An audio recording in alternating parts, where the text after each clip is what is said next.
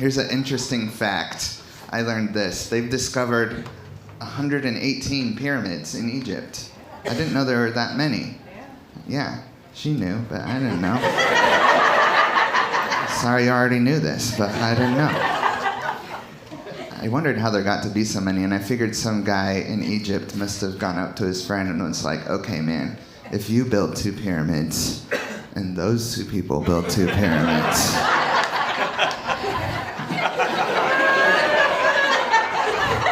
and those 2 people. His friend was like, I don't know, man, seems like a scheme to me, but whatever you say, Pharaoh Ponzi. I have this friend, she's my friend. She loves to just correct my grammar online, that's all she does. And she'd been trying to get pregnant for a long time, and finally she got pregnant. And we were all really happy for her. She posted the photos online of what she looked, this is way too accurate a depiction of what it looked like, but she was getting all the comments of like, you are glowing, you're a vessel of fertility. And I couldn't resist, I just wrote, looks like you missed a period. Frickin' got her.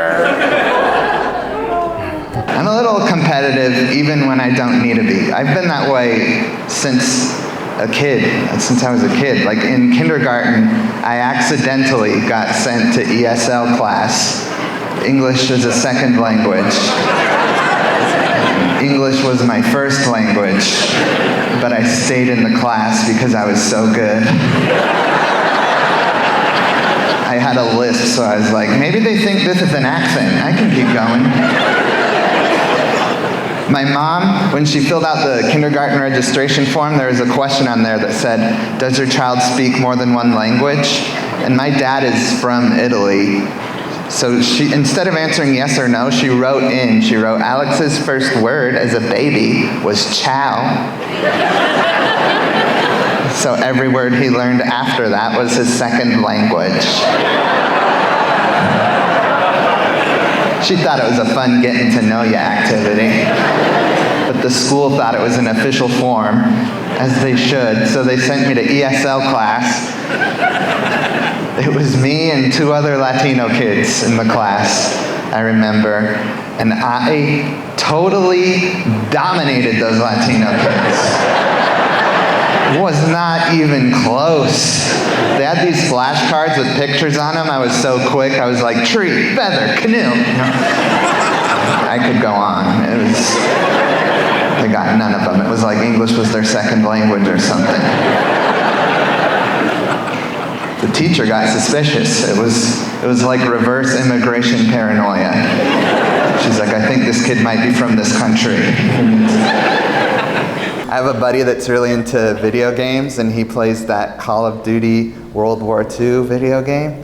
And he said, this is the most historically accurate video game there is. And I was like, I hope it's not accurate based on how I played it, because if it is, that means some guy left his family, went to World War II, and just went in a corner like this.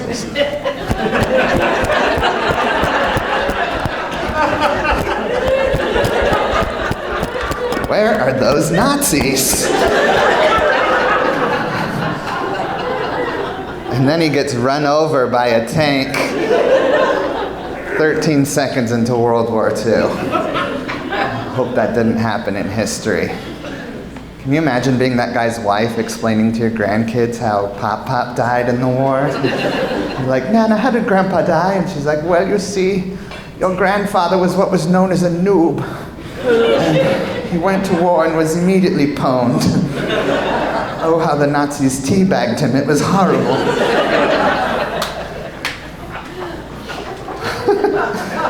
I felt how old you all were in that joke. I've never felt people's age just come at me. That's okay if you didn't get it. I don't like video games either. I'm also out of shape. I'm still recovering from my fake running.